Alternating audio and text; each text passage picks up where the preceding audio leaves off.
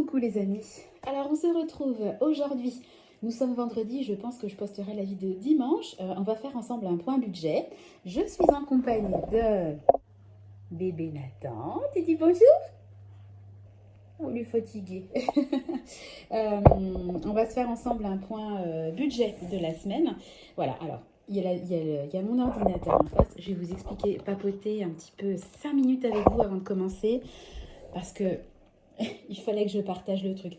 En fait, sur ma chaîne, j'ai énormément de vidéos. Ma chaîne, elle a quand même plus de 2 ans, donc elle progresse doucement, mais sûrement. Donc j'en suis très fière. Et encore un grand merci à vous tous de partager cette aventure avec moi. Et en fait, ce matin, j'avais un petit peu de temps.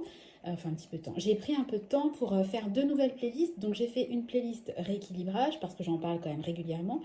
Et une playlist que j'ai appelée On papote, où on parle argent. Enfin, on parle argent. Parce qu'en fait, j'avais énormément de vidéos sur le thème de l'argent quand j'ai démarré ma chaîne. Vous savez que moi j'adore l'épargne, les économies, parler argent. Et puis ma chaîne au fur et à mesure a évolué. Au fur et à mesure des 2 ans, je me suis un peu dévoilée. Maintenant je vous parle de mes enfants, de ma vie au quotidien, etc. Je fais des vlogs.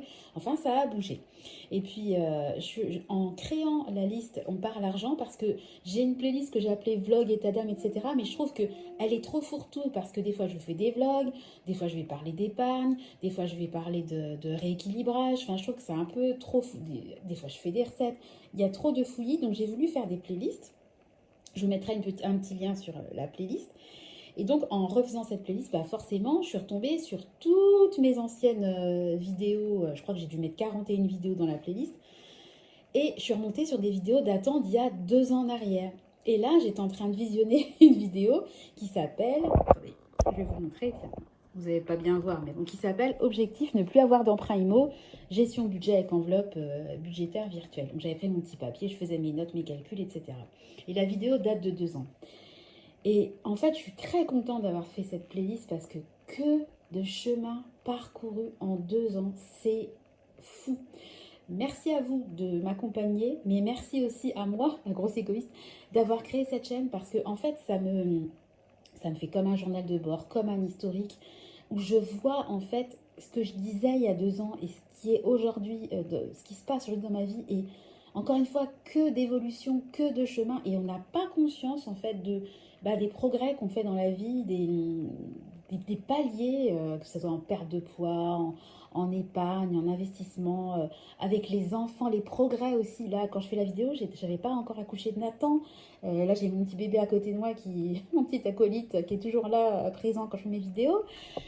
Incroyable. Et en fait, dans cette vidéo, j'expliquais qu'on voulait rembourser tous nos emprunts IMO en fin 2029. Donc, on avait à l'époque 3 emprunts, la maison et 2 apparts. Et aujourd'hui, on a la maison et un appart. On a fait un remboursement anticipé total d'un des apparts. Et j'expliquais dans la vidéo que vous savez qu'on a 7 apparts, que je réfléchissais à en avoir 8, mais que j'avais pas le budget, que machin, etc. Je parlais déjà de l'inflation, de l'essence. Enfin, c'est très rigolo hein, de revoir des vidéos anciennes. Et à aujourd'hui, on n'est plus du tout dans le fait d'acheter un 8e appart. On était même dans l'optique, maintenant je peux vous le dire, de vendre des appartements. On voulait vendre les 3 premiers apparts qu'on a achetés, les 3 studios. Et en fait, parce que avec les annonces gouvernementales, le fait que quasiment plus personne pourrait louer, etc., bah on a pris peur et on s'est dit, oh là là, si c'est pour être embêté, etc., laisse tomber, on va les vendre.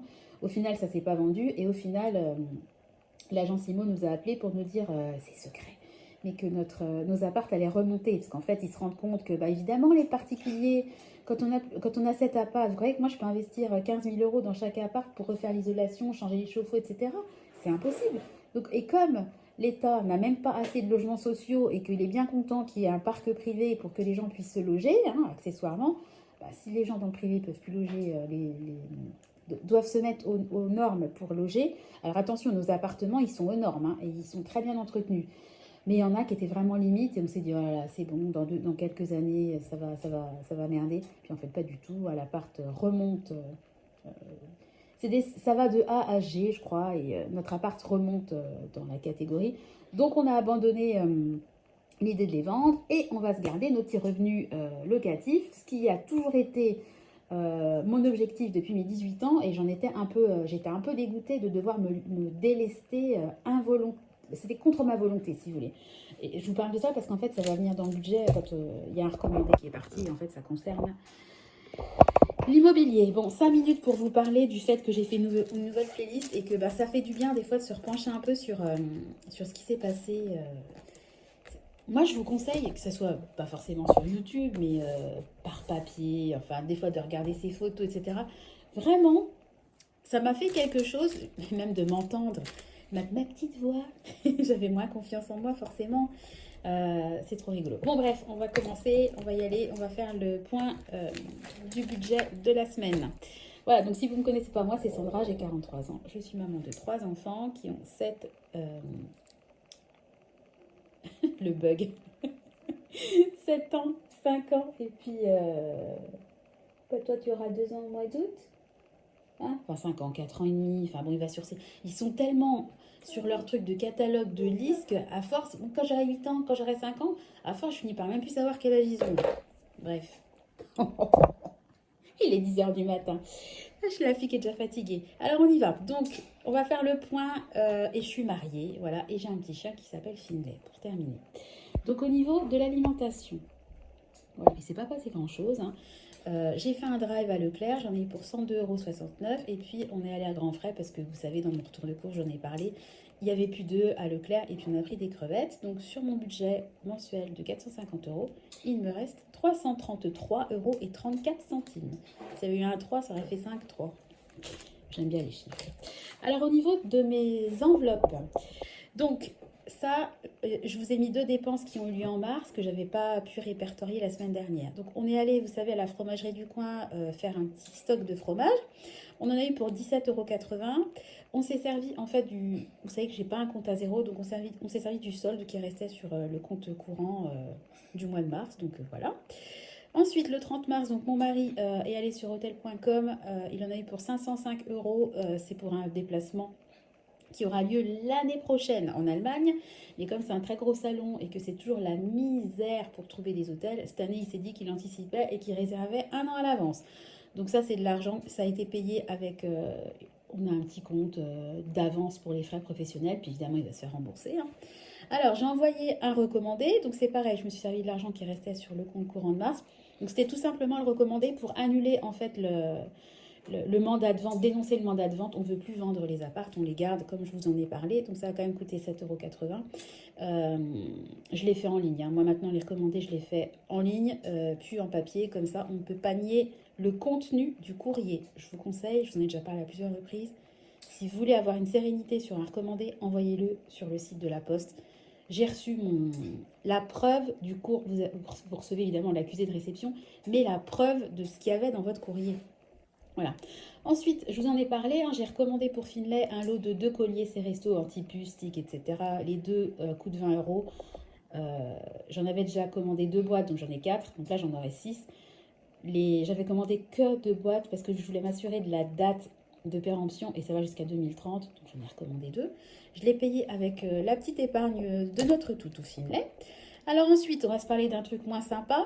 Donc le 5 avril, là je fais la vidéo, nous sommes le 5, mon mari n'est pas là, il est à l'expertise de la 5008. D'ailleurs quand j'ai repassé mes vidéos, je vous parlais d'une vidéo où je vous dévoilais le budget de la 5008, j'étais toute contente de la nouvelle voiture, ben punaise. Ça aussi, on a bien évolué sur le dossier. Donc, la voiture a eu une première expertise dans un garage, mais il n'y a pas le matériel nécessaire pour faire toute l'expertise. Donc, on a dû l'envoyer dans un autre garage Peugeot qui n'est pas agréé, qui ne fait pas partie du réseau de notre assurance, donc qui ne veut pas payer le remorquage. Donc, on en a eu pour 150 €. J'ai mis 50 plus 100 parce qu'en fait, mon mari, il avait 100 € de liquide qu'il avait gardé. Il avait fait un retrait quand il était parti à un déplacement à l'étranger. Donc, il s'est servi de ces 100 €.